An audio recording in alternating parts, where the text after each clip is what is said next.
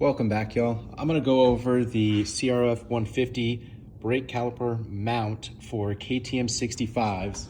I got the KLX110 here with the KTM65 forks. And if you're trying to find a brake caliper, lever, and line, you'll probably notice that it is pretty difficult to find. And if you do, they're pretty expensive. So T-Bolt actually has a CRF150R bracket that you could purchase, and it'll just mount right up to the KTM65 forks.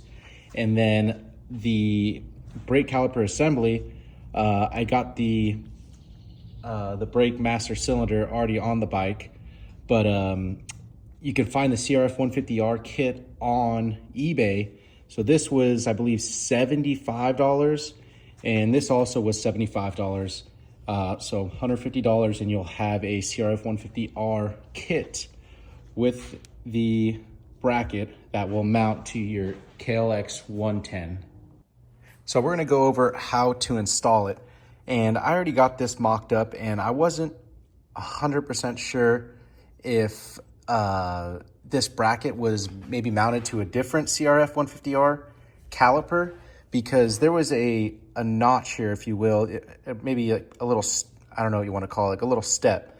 As you could tell, I took the flapper wheel and I just sanded it smooth because it wouldn't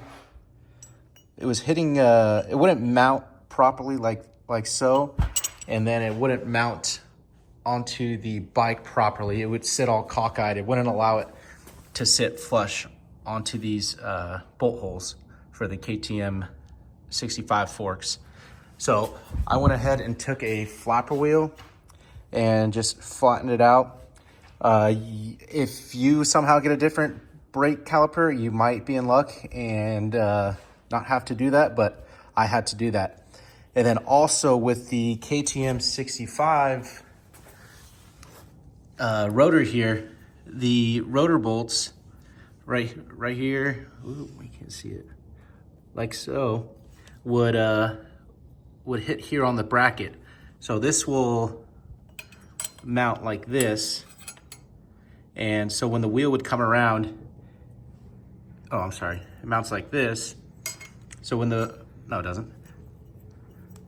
My bad. So yeah, it mounts like this. So the wheel would come around and would scrape onto that. So I just rub turn the wheel so that the bolts would hit onto the bracket, and therefore I could see where I needed to get the flappy wheel and trim down.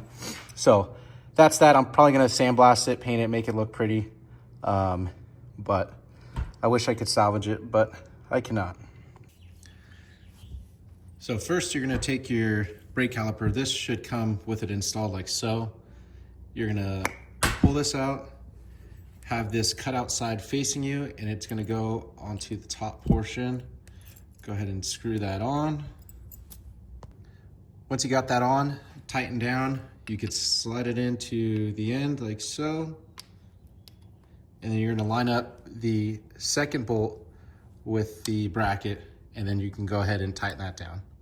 All right, so that's how it should look once you get it all completed, tightened. The only downfall about this bracket is it doesn't come with any bolts. So they're M8 bolts. I'm not sure on the size, but if you grab a few or take a measurement beforehand, you should be good. I just use the Allen heads to match most of the other bolts that are on the bike. And we'll go ahead and slide with the brake caliper, brake pads open. You could just slide it through, put the bolts in and mount it. Once you get the caliper mounted, we're gonna go ahead and add on the brake line. This clear portion of the hose will be down at the caliper and routed to the inside of the forks here. That way, if they're hanging out to the outside, you don't get a stick or branch or anything grabbing onto the hose and ripping it off. So go ahead and mount it and go from there. All right, so I got the brake line on. Brakes have been bled.